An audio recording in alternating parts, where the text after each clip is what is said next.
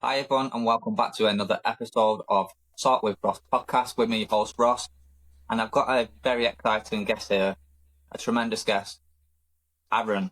So, Aaron, please introduce yourself to the guests. Yeah, so hi, my name's Aaron Marcus, and I've been very, very fortunate in life.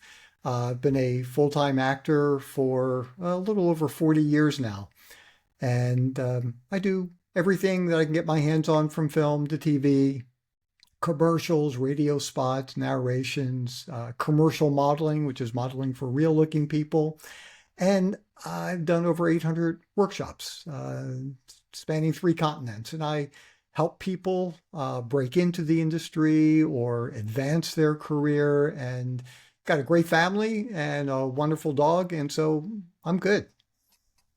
That's absolutely fantastic. So, I want to rewind a few years because obviously you said that you've done you've done your acting stuff for quite a long time now.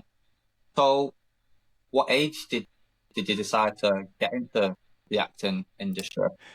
Yeah, and that's a good question because a lot of times you hear about people who say, well, I knew from a very young age this is what I wanted to do and I just followed my dreams. Yeah, it wasn't that way for me. I didn't get started until my late 20s. And it actually, I wouldn't say an accident, but it wasn't part of my game plan. Um, I had dropped out of college. I was a musician for 7 years, singer-songwriter, was touring. And and I was working with my brother when he decided that he didn't like touring and didn't like performing, which is not really good for musicians. He gave me a year's notice. To make a long story pretty short, went back to school. I thought I was going to be a physical therapist. I needed a part-time job while I was in school. And I met an actor, and he did mostly TV commercials. And I thought, boy, that sounds like fun. That sounds like a great part time job for me just to support myself while I'm in school. And I did that for 2 years on a part time basis. And at the end of those 2 years, I decided, you know what? I love acting. And so I just dropped out again and became an actor, tried it for 1 year full time. And that's what I've been doing. That's amazing. So, like, obviously, some people who do acting, they do like these, like the acting school you go to, and you got to do like acting classes and all that sort of stuff. I mean, did you have to do any of that, or was it just, you just took a leap into the career and then you just fell in love with it and just escalated from there? Yeah, it kind of makes me laugh because I did things backwards. So I'm not recommending that you follow my path. What I did was because I didn't know anything. And I got started just by working with my instincts. I guess I had some natural abilities, and that's how I got started. After doing it for a little while, it became very clear to me that my my natural instincts would only take me so far. And I'm not saying look, there are some people in this world who've never taken a class, have never studied, have had tremendous success, but that's unusual. I mean, most of the great actors that you see, these people have studied for a long time. So what I did was I started working, getting some work, but then when I realized that I really needed to have some kind of system inside of me that would allow me to tap into emotions if I'm not feeling it that particular moment and really know what I was doing. So then I went back and started studying while I'm still working. And I never went to university or anything for that. I just studied with people privately, and I still do. I'll take a workshop periodically. Normally, it's like one-on-one stuff, but I took some classes, but it was mostly working with mentors and coaches and people. That's the style that works best for me. And I did take, by the way, and I don't know if you're interested in talking about this, but I have taken, well, it was mostly one class, very well known teacher, and the class was absolutely horrible. The information was really good and I was learning things, but the teacher himself was, he, I didn't like him. I thought he was nasty. I thought he was cruel to actors. And some people, what I learned was some people like to be treated poorly. Some people like to be embarrassed. Some people found it therapeutic in some way. And I walked out of the class because I just thought I'm not going to be treated like this. There's no reason. It's not helping me. So I learned some things, but yeah, so I went back and I started studying, and without having that information, there's no way I could have had the success that I've had. Mm. I mean, that's quite interesting that how you just mentioned that, because like obviously if you're doing these like workshops and you're having these one-to-ones and private sessions and you've got a tutor who's supposed to teach you, you know, you want to go in and enjoy your lesson because it's like what you said then. Obviously, if you're getting treated like garbage, you're just going to want to leave. And, it's unfair on yourself. You know what I mean? I just don't understand the concept behind it, or why people would like to be treated like that way. You know what I mean? And I get Yeah, acting and it's tough and everything. And it blows my mind when I watch a film or something and how they do the scene, and it's just like, for example, when you mentioned about feelings and everything, and it's an emotional film or something like that, it's like, how how do you cry? Like, what do you do? Like, I got told, I don't know if this is true or not, but someone said to me, he went into acting, he said they put a hole in your pocket and then they pull your hairs on your leg with some tweezers. And I got told that. And I was like, is that actually true? Like, do you actually have tweezers in your pocket and pull like your leg hair? And I don't know. well, look, there, there are a lot of things to say about that. What one, like when you were saying, why would people want to be treated poorly? Look, there are some people who feel like they don't deserve to be treated well. Mm, And being treated poorly, they feel like it's something they deserve. right. It's kind of sad. And I can also tell you, there are some people in some of the classes that I took, they were using it as a form of therapy, which I think is a very dangerous way to do it. Yeah. Because the teachers are not psychotherapists, they're not psychologists, they're not trained for that, and I experienced this where there, and I don't want to say this is the norm, but I did see it once or twice where a teacher was smart enough to know how to push people's buttons, how to get them to cry, to feel horrible, to show that kind of emotion, which is not a hard thing to do. If you can really get a sense of the person and know where they're needy and know where they're having issues in their life, and you just push and push, and then they'll break down. And for some people in the class, they view that as a great acting technique, something that it was just incredible. Look, being able to cry, there are lots of different ways to do it. I mean, for some people, they will just tap into something very emotional in their life, feel it, and then show it to the camera. There are other people, and like everybody has different styles, and there's no one right way to do it. Some people, and it's kind of similar to what you were talking about. I've heard pulling out a nose hair and then turning to the camera and then the tears start coming. I've heard of people putting a sliced onion in their pocket and they'll just reach into their pocket and, wipe their eye a little bit. And because of the onion, they just start tearing up. And then other people do it, in a more organic way. Just like there are some, acting teachers who will tell you you've got to create the life of your character from birth and take it all the way up until the time of when you're saying your lines. And look, that's great for some actors. And I certainly would never say anything negative about that. I've never done that. I mean, I will think about before I'm saying my lines, what happened to my character right before the scene started. So to give you an example, and I don't want to make this an acting class, but it seems like you're interested in learning more about this. So let's say, for instance, I'm running late for a business meeting, and this is what's happening in the scene. My first line is walking into the boardroom, and I say, "Hey, I'm really sorry I'm late." Okay, so that's an interesting first line. However, if I think about what caused me to be late, my alarm clock didn't go off, my watch didn't go off on time, I hit traffic, I got lost driving to this particular place, I couldn't find a parking spot, I had to run 2 blocks to, go up the steps and go into the office. And after all this, I go, "Hey guys, I'm really sorry I'm late." Now it gives me a reason to show why I'm late without stating why, but I feel it.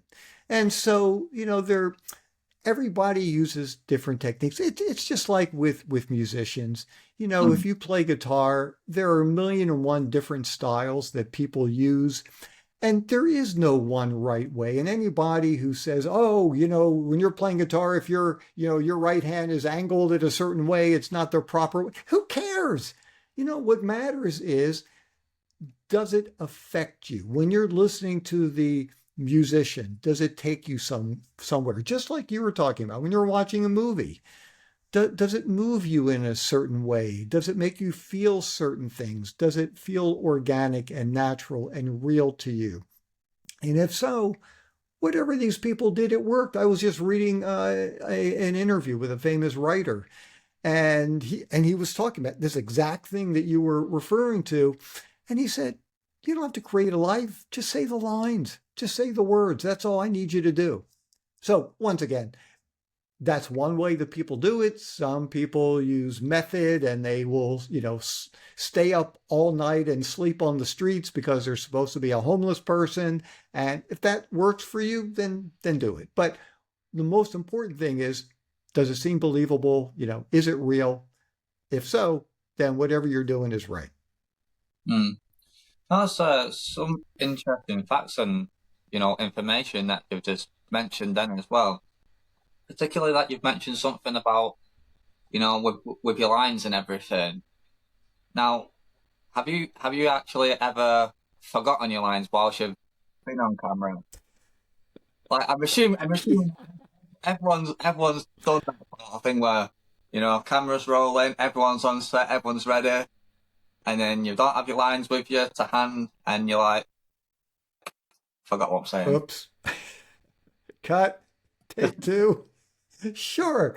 Yeah. And look, it's one thing if you don't work and you don't practice and you walk in and you're unprepared and you can't get your lines out.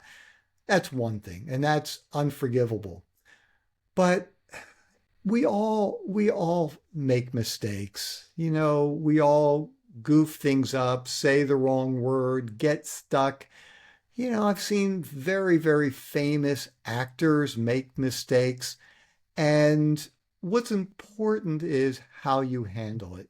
And there are some actors who think, especially ones who are just getting started, they think, "Oh, if I goof up here, they're going to fire me and they're going to replace me right away."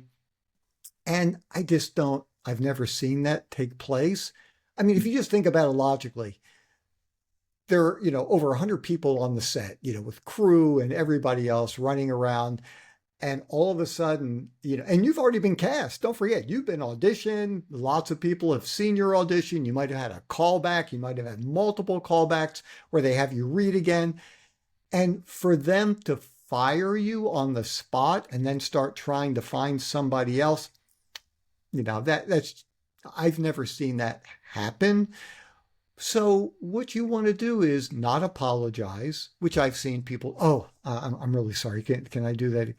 Don't apologize. We made a mistake. You made a mistake. Just do it again. And sometimes, it's nervousness that will prevent it. Matter of fact, and I don't mind sharing this with you. It's not something I normally talk about, but you brought it up. It might have been one of my favorite shows of all time. It's a very old show. It was on HBO. It was called The Wire. And people either love the show or they really just don't like it. I love the show. And it was created by a guy named David Simon. And I got cast in that, and I had one line. And what's interesting is sometimes the one-liners are much more difficult than when you have multiple pages because you kind of pop in out of nowhere sometimes and just say a line that isn't really connected with a conversation that's taking place. And the crazy thing is, normally I remember it. It's and initiate a criminal investigation of any official tolerating such. Now, see, I remember it right now. 20 years ago, when I was on the set, and or whenever the show was on, I struggled, and it took me 7 takes to get that one line out. Now, granted, it's a weird line.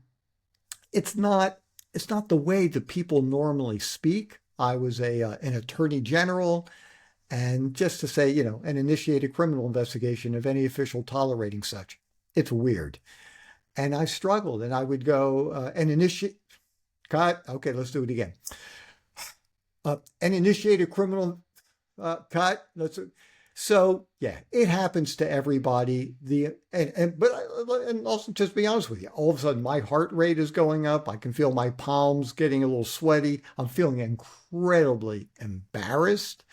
Feeling like I'm not being a professional here. I got it. I worked through it. I finally got it. It was hard. And so, yeah, it does happen to everybody.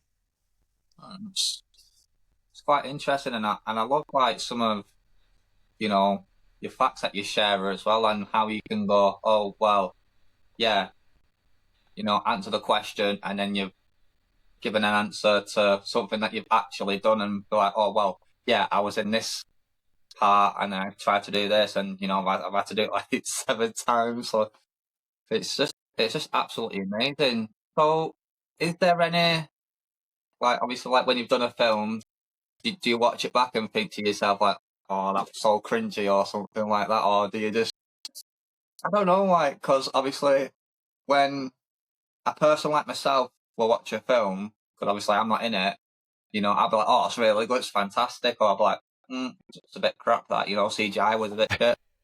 You know what I mean? But like, when you're watching it yourself and you're waiting for your part to come in, and you're like, do you sit there and get like excited, or like how do you feel when your film comes out? Yeah, so look, first of all, you never know what might happen.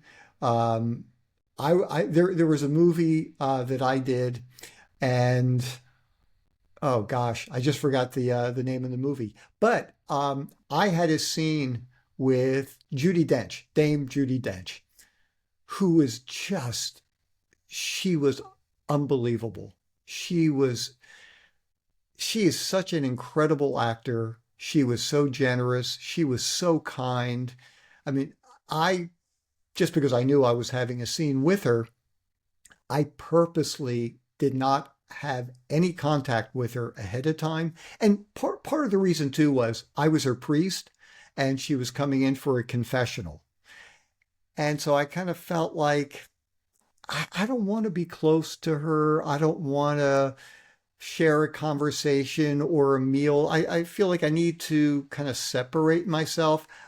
And I also was concerned about being so nervous about working with her because she's such as an Academy Award winning actor. And um, so I finished shooting it and I went to watch the movie and my scene was cut.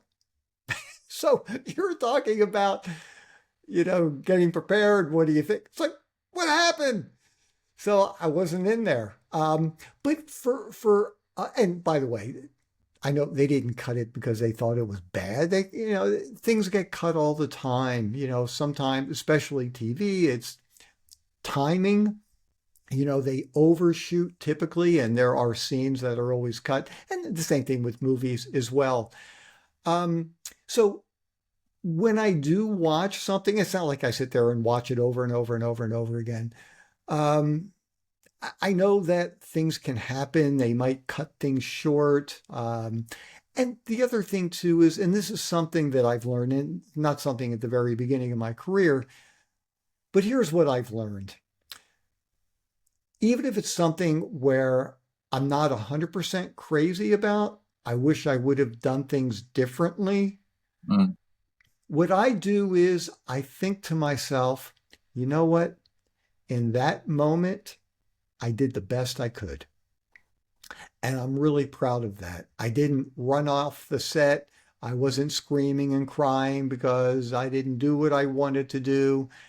In that moment, I did the best I could. Even with that incident I just shared with you about the wire. In that moment, I did the best I could. And I hung in there. I fought through it.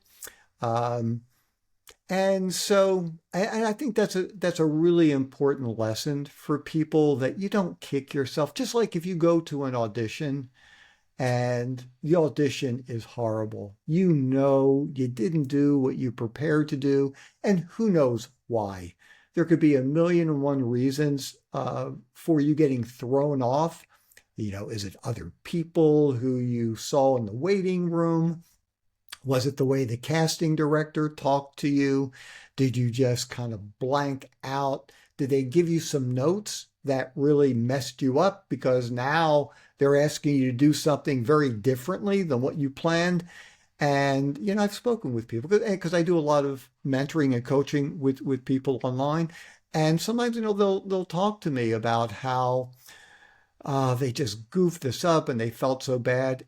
And it's so important to just know after every audition, if you happen to book anything and you book the job, no matter how you felt it went, you need to go out and treat yourself. Do something kind and nice for yourself because you did it. And might not have been exactly what you wanted to do in that moment, but that was the best you could do. That's absolutely fantastic, you know. And I'm sat here just listening to you talking, and I feel like you're preaching to me, and I feel like, you know, I feel like you're giving me a pep talk about something. I'm like, I'm like, you know, I'm finally touched here, you know. Like, I feel like I'm about to go do a bit of acting. But you know what's interesting? And first of all, thank you. And I'm glad this, you know, has some meaning for you as well, and for all, you know, all your listeners. But I think it's just, even though, like, when I'm doing workshops or, like I was saying, private sessions and stuff, yeah, this stuff is acting and modeling and industry related. But in many ways, I think this has nothing to do with the industry. I think these are just really helpful ways to live your life. So, as a matter of fact, there was, it was funny. There was a big architectural company, and the guy who was president of it was being interviewed in a big architectural magazine. And the guy takes horrible pictures. And they were going to be taking some photos of him for the article. He contacted a modeling agency, and this is in Washington, D.C., in the States. And he asked, hey, do you know anybody that could help me take better pictures for this article? And the owner of the agency recommended me. So I met with the guy and I showed him some techniques and we practiced a little bit. And session went really well. He loved the photos. He said, normally I look stiff, I look uncomfortable. I just don't look like a real human being when I'm photographed. And he said, these shots were great. He actually hired me to give a workshop for all of his workers, all the people at the architectural company, from the architects to the salespeople who are going out and pitching ideas for new jobs. And I used the same information. I slightly adjusted some things, but basically it's the same information that I tell actors who are going out on auditions, and what to expect and techniques to use. So a lot of the stuff that I talk about, it's really very universal and things that can be helpful to many people in all walks of life. Hmm. quite interesting. And also, you mentioned about modeling. So, when you say like modeling, do you mean like you have modeled, or you're the photographer of the person who's being modeled? Like, what's what's all that? Yeah, okay. So, no, I'm not a photographer, but I'm really glad you brought up modeling because normally you say the word modeling and everybody thinks of fashion models, which, I understand because they get a lot of publicity. Hmm. Now, in the States, we're not that smart, so I can't change the numbers for you, but in the States, if you want to be a fashion model, and I'm talking about a high fashion model, a supermodel, you are going to be between 5'9" and 6 feet tall. Once again, I can't do centimeters. I'm not that bright. Your measurements are going to be 34, 24, 34. You have to get started at a pretty young age. And once again, yes, there are some exceptions to the rule, but pretty much if you look at all the supermodels, those are the statistics. For guys, you're going Yeah. to be between 6 feet and 6 feet 2 and wear a size 40 jacket. And for both men and women, you have to have a very specific kind of look. It's the only industry that I know of where women make more money than men, which I think is very interesting. So, what they do is they do runways and they promote high-end designer clothes. Right. These people can make a fortune walking the runways, doing the catwalks. Now, there's a whole other, and I've never done any of that because even though I have the statistics, or I had the statistics for being a fashion runway model, I never had the look. Um, However, there's a whole other world of modeling out there that a lot of people don't know about, but there's actually more work available than fashion modeling, and it's called commercial modeling. Commercial models are sometimes the incredibly handsome guys with perfect bodies, beautiful women, who promote anything from being in Gap catalog, Abercrombie and Fitch, to maybe being a patient who has a bad stomach ache for a pharmaceutical commercial modeling ad. These are not TV commercials. These are still photos that you will see in magazines, newspapers, billboards, posters, on the sides of buses, on products. And I've done hundreds and hundreds and hundreds of those things. The nice thing with commercial modeling is they need everybody. They need people who look like tough, maybe construction workers. They need babies who are, 1 or 2 months old. They need people in their 80s for, senior living centers, and that kind of stuff, and everything in between. One of the reasons why I love doing commercial modeling is that I get a chance to use my acting skills, but I'm just being photographed by a photographer. So what they really love is, let's say it's a pharmaceutical ad, and I don't know, I've got a horrible headache, and this is a pill that will cure the headaches. Well, Yeah. I got to be able to show that I've got a migraine, because if I just do one of these, that guy doesn't look like he's sick, doesn't look like he's got any kind of headache. So I would actually have to show that. And I use the same acting skills of tapping into previous experiences in my life that will give me that feeling. And then typically what I do, and there's a whole technique that I created for this and that I share with other people. And I'm going to look away from the camera, feel whatever I need to feel, then look wherever I'm supposed to look, do the shot, look away, come back. So anyhow, I love doing commercial modeling work. And the other nice thing about it is, look, for fashion, if you want to be a fashion model, you're going to be living in, London, Milan, in Paris, in New York City, maybe Florida and Miami and Chicago and LA. There are limited cities where, supermodels actually work. Commercial models, we're all over the place. And even if you live, in Liverpool or smaller cities than London, you're going to find commercial modeling work because there's always advertising being done. So anyhow, I love doing commercial modeling. So, how did you fall into the commercial modeling side? Was it through acting, or was you doing commercial modeling before your acting sort of stuff? Uh, they both started happening at the same, pretty much at the same time. My very first job was a commercial modeling job, and once again, I mean, when I started, I knew nothing. As a matter of fact, there's something called a headshot, and that's what actors use to help them get work. And it's a still shot, typically from your chest to the top of your head. And what you want to do, and I do entire workshops just on headshots because they're crucial to having success in the industry. But you want to be able to portray and show how you are going to be cast, what kind of projects are right for you. And if you're not honest with yourself, and like for me, look, I look like everybody's next door neighbor. I'm the family proctologist.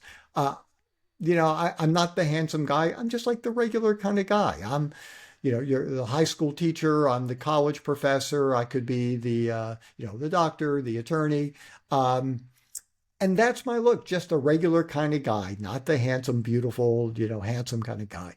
And so once you understand that and you create the right headshot, that's how you can start, getting submitted for jobs. So when an agent that I spoke with said, "Hey, I think, you think you've got a good look for this stuff. Why don't you go out and get a headshot?" I didn't even know what that was. So I just asked her, I said, "Well, do you have any recommendations for places to go to get a headshot?" And she gave me names of some headshot photographers. And once again, just because I didn't know anything, I walked in and said, "So what do I do?" He said, "Nah, just make a lot of faces." And he took like 300 shots of me making faces. And it was a horrible session because I didn't have any sense of how to prepare, what I should be doing. It was not a very good start. But I guess I was able to salvage one photo from that first headshot session. And the agent submitted me, and it was a commercial modeling job. I didn't know what it was. I showed up on the set. And I said, "What are you looking for?" And they explained, and I was able to give them the look that they needed, fortunately. And then pretty soon after that, I started doing extra work first before I ever booked any principal jobs. And so I was hanging out on sets, working as an extra, just in the background. But I tell you, and some actors will tell you, don't do extra work. It's going to be horrible for your career. They're only going to view you as an extra. I feel a little bit differently. I found that I learned a lot from the times where I could watch actors, really great actors, work up close. I got a chance to network with other actors in the area who are also doing extra work. I got a chance to observe to see who are the people on the crew. What do they do? Sometimes you even get a chance to listen to the directors talk to the actors. Once again, if you're in a stadium and you're one of 10,000 people, watching football match, you're not going to get a chance to really hear that much or watch the actors closely. But sometimes you might be in a bookstore, in a coffee shop, and your table is right next to where all the action is taking place, and you can eavesdrop and listen, and it can be a great learning experience. That's fantastic, that, and it's a bit of a shame, really, how other actors, look upon that when you've just mentioned about, oh, don't be taking the extra job or anything because people are just going to look at you as an extra, and that's all they're going to see as is this person who's just an extra or anything. But it's like what you just said then, obviously it leads to new opportunities and it opens up new doors, more avenues for yourself. Do you know what I mean? And it's all about networking, I suppose, in that sort of industry, when it comes to the modeling or even if it's the acting side of things as well, isn't it? And that's an interesting point because although I do have a slightly different take, so a lot of times people say, "Oh, that actor was lucky, he was in the right place at the right time, and he knew somebody and they got it." It's not who you know, it's who knows you. I think that there's an interesting distinction there. It's who knows you in the industry. That's what's going to be really helpful. But having said that, even if you have a connection, even if people know you, you have to be able to produce when it's called upon. Because, even if it's, a famous director who's bringing in a friend, they're not going to have somebody who is absolutely horrible and make the movie look bad just to bring in a friend. The person still has to be able to do what is needed, to help support the movie, in any way. There was a movie called Runaway Bride, and Gary Marshall was the director. He died a few years ago, and it was Richard Gere and oh boy, I'm sorry, I'm just forgetting the woman's name. She was also anyhow very very famous actress. Sorry, I'm not remembering.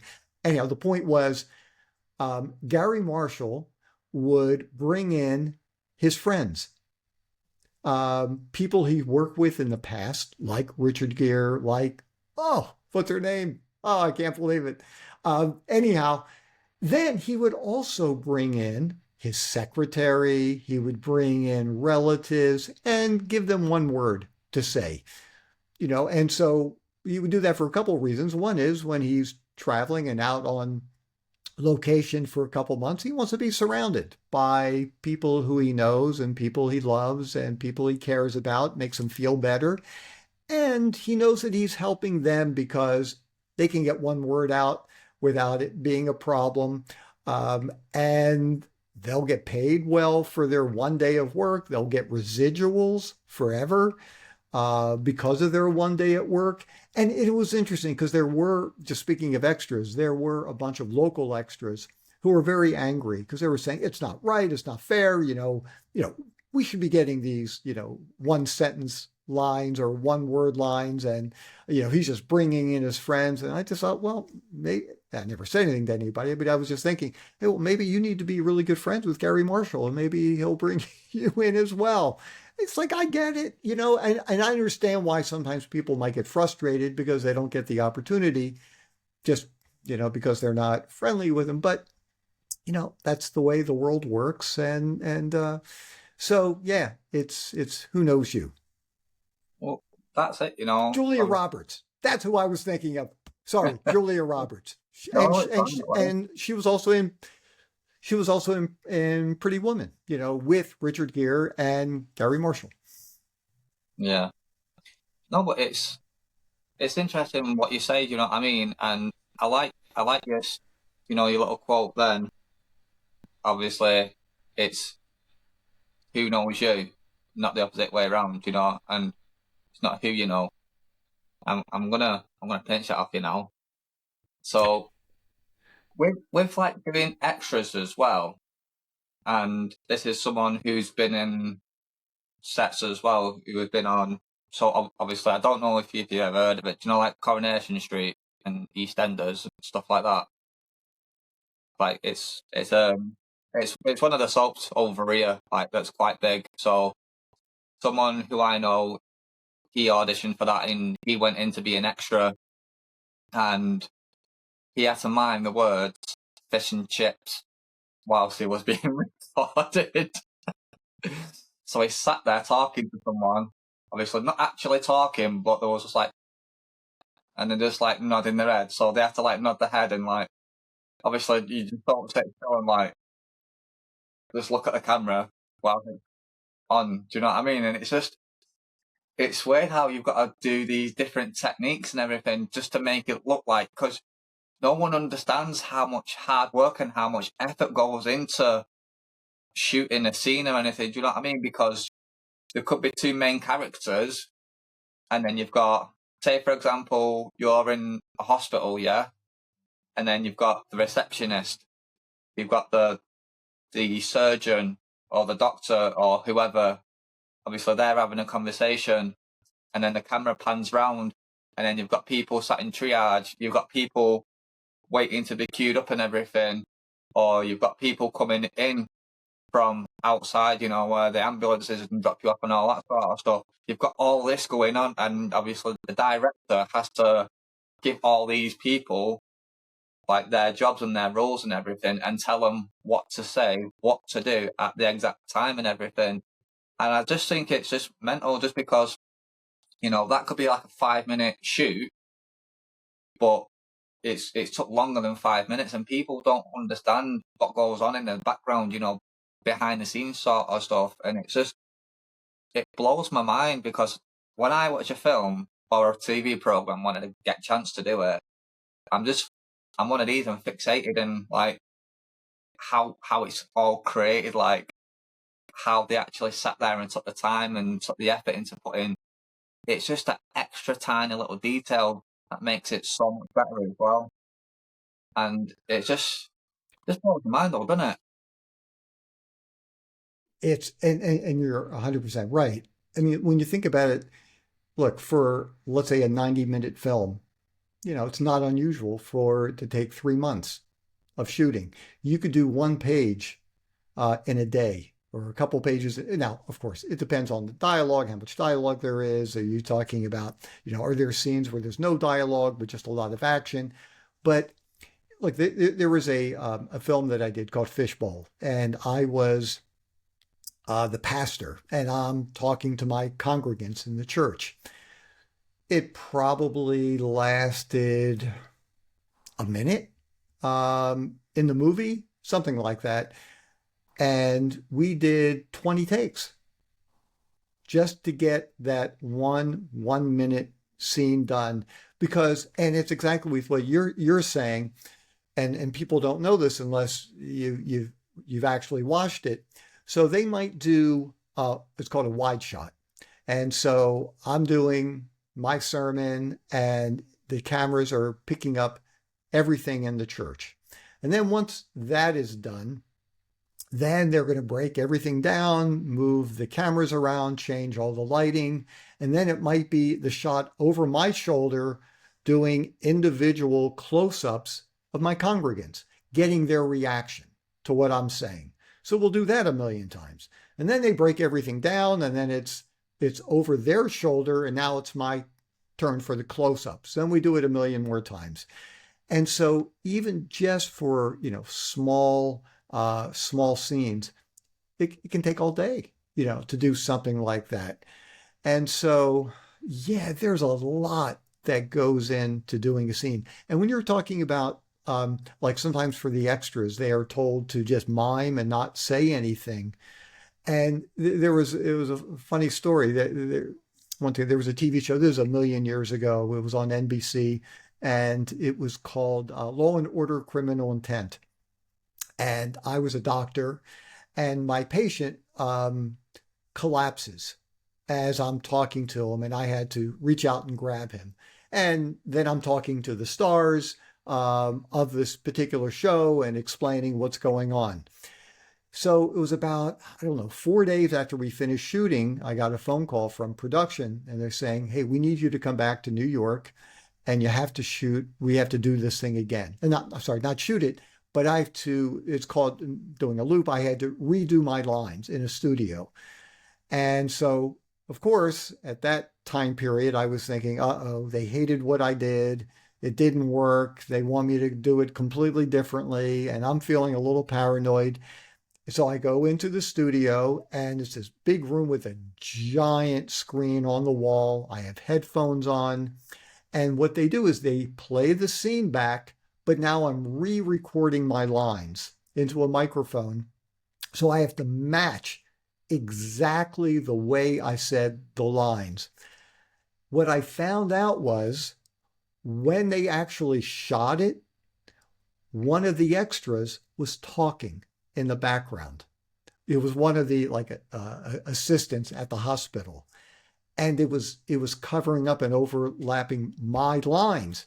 So they needed a fresh take so they could get rid of this extra who had been talking and just do mine again. So yeah, sometimes for the extras, they're going to just ask you to move your mouth to make it look like you're talking, but they don't want any words to be said. It's quite interesting that as well. Obviously, because someone like cocked up on their end, and now obviously you're like panicking and like getting dead nervous, thinking, "Oh, what's going on? Have I messed up, or did I do this wrong, or have I said that wrong?" And obviously, a million things are rushing to your mind then, and then you've got there, and it's like, well, unfortunately, one of the extras spoke, and it's over. It's overpowered your voice, so you're gonna have to. It's sort of like miming it, innit? In a sense, really, because obviously you're talking into this microphone, watching your lines, like obviously like watching your part, and you've got to reenact the same situation, but just through a microphone. Yeah. But it's just miming it, Yeah. isn't it? Really, innit? I've just got to say my lines the exact same way. And because when I thought about it later, and once again, it's easy for us to feel paranoid. Mm, Um, like if I'm in a recording studio and let's say I'm doing a voiceover or a radio spot or something like that, and I could see on the other side of the glass, I'm able to see, the director and maybe the producer and they're talking back and forth, and I'm sitting there thinking, uh-oh, do they hate what I'm doing? And they're probably talking about what they're going to have for lunch. They're probably going over the menu of what they're going to eat. Because when I step back and think about it, if they really hated what I did on Law and Order: Criminal Intent, they would have told me then. They would have given me some kind of direction. They would have given me some notes. They're not going to wait 4 days and all of a sudden there's this discovery. I mean, the director is watching a monitor. The director has headphones on. They hear every single word that is said. So if there was an issue with delivery, they would have told me then and there. So anyhow, but I'm telling you, it's easy to take things personally. It's easy to feel paranoid, and that's why. And this took me years and years and years to figure out. But something that is just invaluable for me is that you can't take anything personally in this industry. When you go to an audition and you finish the audition and you don't get the job, it's not because they hate you. It's not because they don't like you. It's not because you're not any good. For whatever reason, you weren't the perfect person for that role. And now I'm not saying maybe your audition was horrible. That certainly is very possible. Probably not, especially if you've auditioned with this casting director in the past, because casting directors won't bring somebody else in to read unless they love what you did. Because they don't want to waste their time and they don't want to look bad if they are sending in and submitting auditions of people who are just really not, talented actors. It's going to make the casting director look bad for the directors and the producers or the networks or the streaming companies, and that's bad for their reputation. So, yeah, you can't take anything personally. And just kind of talking about that, once again, I'm kind of going back into caveman times, but there was it was the very first streaming show ever on TV, and it was on Netflix, and it was called House of Cards. And the first 4 seasons of that show I thought was really phenomenal. And I auditioned for that show 14 times over 2 years.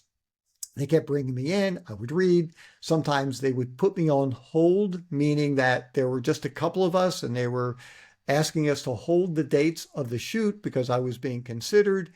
Didn't get it. Sometimes I would have a callback, meaning they liked the initial audition and now they're calling me back to read again.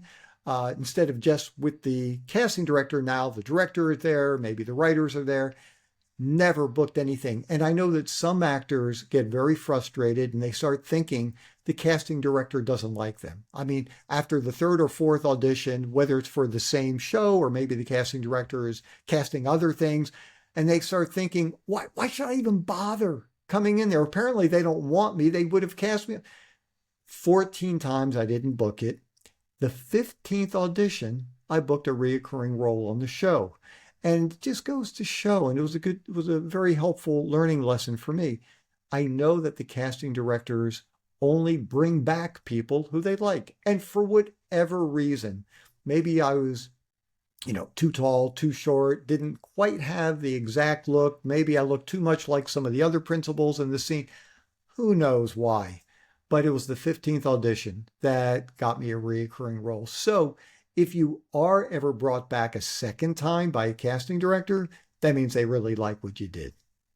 Mm. I mean, that's quite interesting to learn and to know this sort of information as well. And with some of the stuff that you were just saying then, um, it just makes me wonder, like, do you have to be thick-skinned in acting? Because it's like it's like some of the stuff that you've been saying then, and it's like, well, you know, you might go off thinking that, oh, you may have not done a good job, or like they might have said something to you and you've took it the wrong way because how they've said it towards you. But then again, it could it go back to, you know, being treated like a bit of shit, basically, and they're trying to get you into that character sort of thing, because obviously they're not feeling you're into that character. So maybe they're talking down to you just to get you back up to where you need to be, or do you think that people have to be thick-skinned, basically?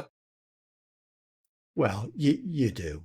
You really do because there aren't that many jobs in this world where pretty much every day you're being told, no, I don't want you.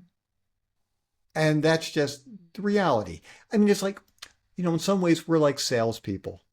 And, instead of selling, you know, Mac computers, and you knock on somebody's door and you say, hey, are you interested in buying a MacBook Pro? And they say, you know what? I really like PC computers. I really don't enjoy Macs. You go, okay, it's nothing personal. They just wasn't the right fit for that person. Mm. It's harder for us because when somebody says to you, I don't want you, it's kind of like, you ask somebody out on a date and they go, no, thanks, not interested. It's easy to take that personally.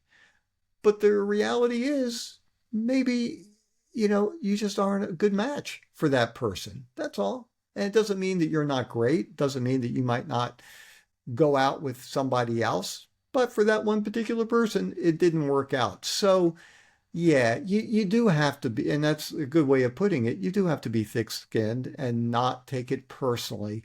And I'll tell you something that I do, and I'll share it with everybody here because I think it's really helpful. When I go to an audition, I do something differently. Now, when I say I go to an audition, look, pretty much every audition, not pretty much, every audition that I've done since the beginning of the pandemic has been self-tapes. I shoot all my auditions at home. But when I was going into casting directors' offices, but even though I still have the same frame of mind, even if I shoot it here, um, I don't try to book the job, Yeah. which I know it's a little counterintuitive because most people would say, what do you mean you don't want to book you're not trying to book the job? Why else would you spend the time preparing, shooting, editing, uploading it unless, you're trying to book the job? I don't try to book the job.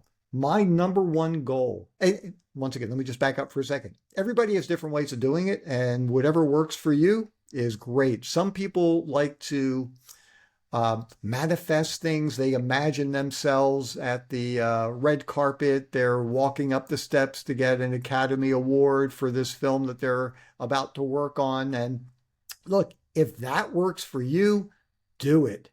Doesn't Mm. work for me.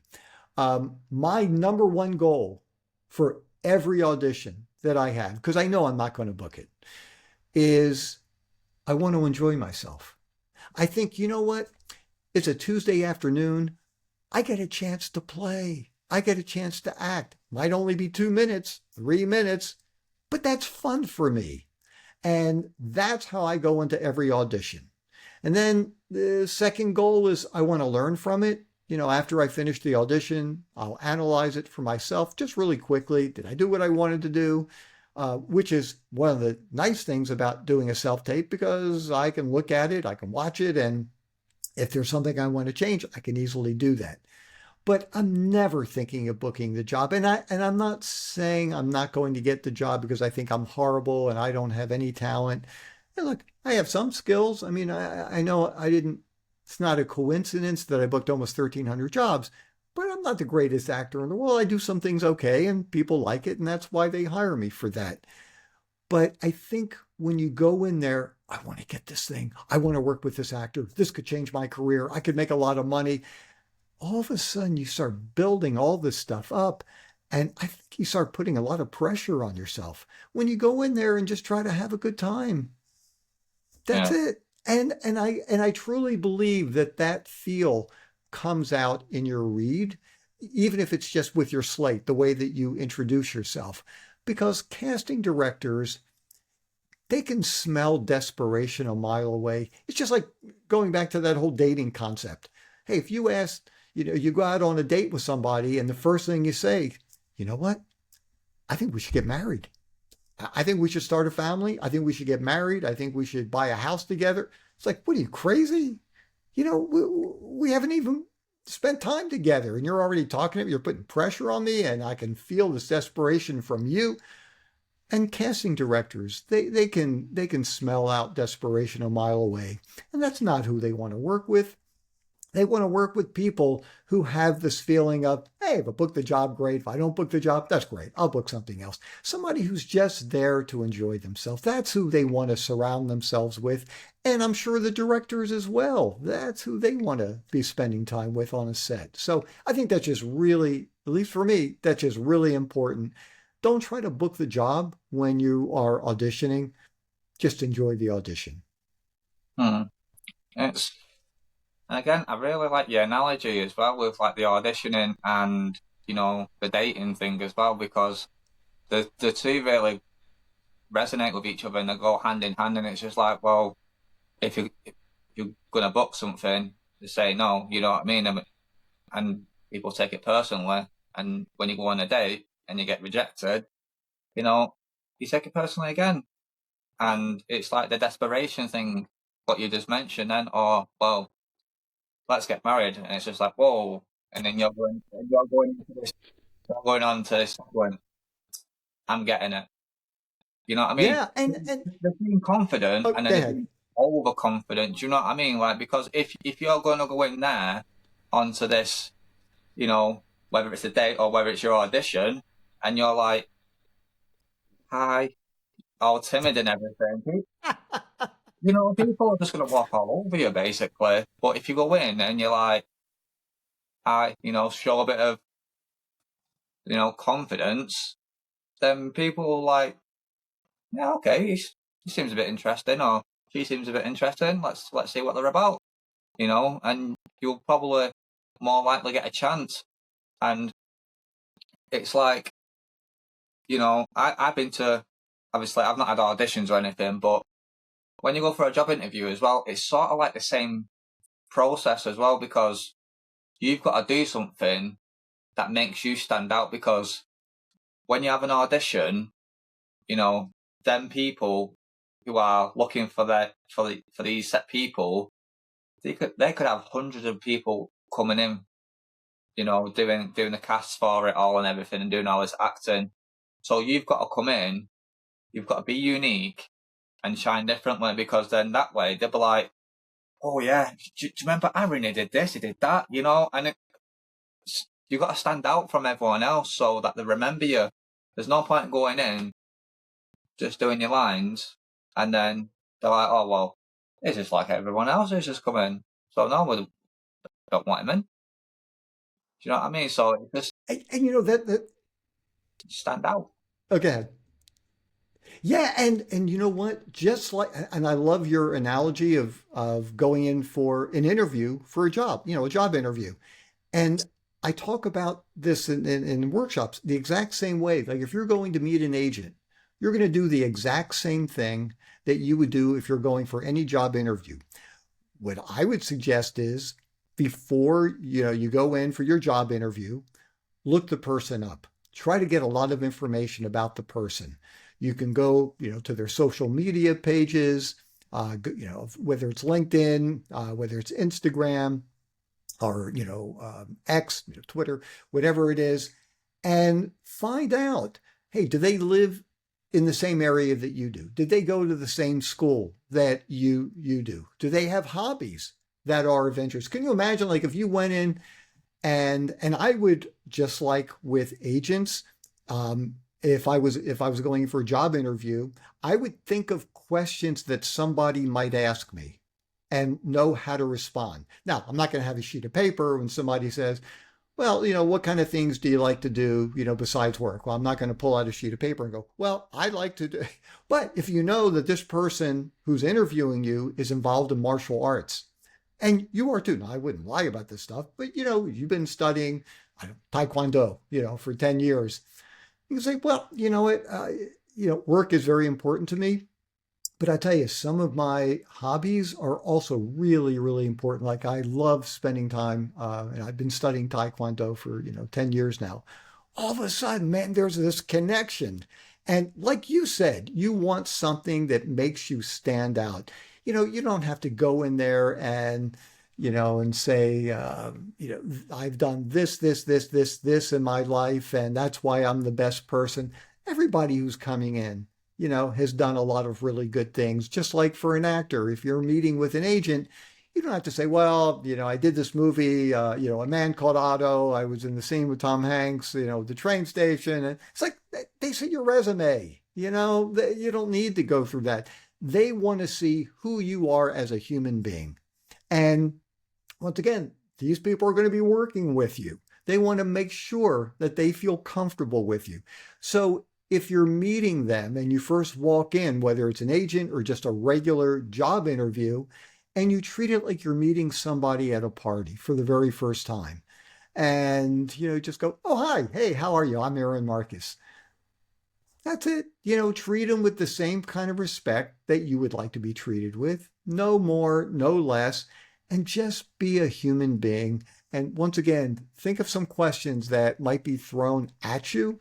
And you don't have to memorize any answers, but have a pretty good idea of what you might want to say in response to that. So you stand out. You're somebody they like, somebody they trust, someone they feel comfortable with, and certainly someone that they think is competent. Again, it's quite interesting, some of the stuff that you said, and and I feel like how our conversation has gone so far, like we've got sort of like similar mindset with things, Obviously, I've said something, and you're like, oh well, that's how I do that analogy, with the workshops and everything, and I just think it's quite crazy. Do you know what I mean? Because obviously we've not spoke or anything prior to the Facebook post. That's about it, really, I suppose. And then a 2-minute brief chat before we came on to the show and everything. But no, it's crazy as well. Do you know what I mean? So I don't want to take too much of your time up already, because we have been on this call for a long time now. So is there anything you'd like to promote yourself? Is there any website? You've got any books out? Now is your time to promote yourself. Great. Hey, well, thank you. I really appreciate that. So, probably most importantly, if you're interested in getting free information from me, just go to my website, and it's How to Act and Model, just HOWTOMODEL.com, How to Act and Model. Oh, did I say the ACT? Yeah, howtoactandmodel.com. Go there. You can sign up to be on my email list every week. I send out really helpful information. You will also find on the website, there's a contact tab. If you ever have a industry question, I'm more than happy to try to answer it for you. Not that smart of a guy, but I can promise if I know the answer, I'll get back in touch with you and let you know. And I'm really good at doing that because, look, I know how difficult it is to break into the industry. It was very hard for me, and I spent years doing things by trial and error. So, I like it. Gives me joy to be able to help other people as well. And that's why I also offer private mentoring. I do this virtually online, and you can read about it on the website. I also have a really helpful YouTube channel just click on the YouTube icon on the website. And I've got over 500 free quick tip videos. You should go there, subscribe, click the notification bell so you always know when I upload a new video. And thank you. Yeah, I did write a book. It's How to Become a Successful Actor and Model, which is great. You can order it from the website. But actually, if you're living outside the US, if you can order it through Amazon, it's much better for me to order it from my website financially, but for you, it's going to be much more economical to order it from Amazon. So I you don't have to pay for shipping, across the ocean, or you can get the electronic version of it from my website. So yeah, those are the main things. Sign up to be on my mailing list, subscribe to my YouTube channel. Oh, you can follow me on Instagram. It's just Aaron, Aaron, R for Robert, Marcus, Marcus. So it's Aaron R. Marcus. Yeah, follow me on Instagram, and you can also follow me at the same address on X as well, or LinkedIn. But yeah, I'm here just to try to help other folks out if I can. And also, this was really fun. I'm really glad that we did this, and thank you for those great questions. It was really good. No, I just want to say a massive thank you to yourself, taking time out of your day, and you've shared a lot of insightful information. I mean, I've took on a lot of information myself, and, I'm quite privileged and I'm very, very honoured to have someone like yourself on my show as well, because, you've got a very, very interesting background, within your career that you've been doing. And yeah, I hope that some people who are watching right now take some insightful information as well. What I will do as well, ladies and gentlemen, is all the information that Aaron's just said, I will get him to give it to me on Messenger, and I will put it on the description of the video for the YouTube channel, and I will also put it in the links as well in the description for the Spotify. So, ladies and gentlemen, I just want to say a massive thank you to everyone who has watched the show today and everything. And I just want to say a massive thank you to everyone who has been supporting the podcast. And again, Aaron, just want to say a massive thank you to yourself. And thank you, everyone, just watching. Well, great. Thank you.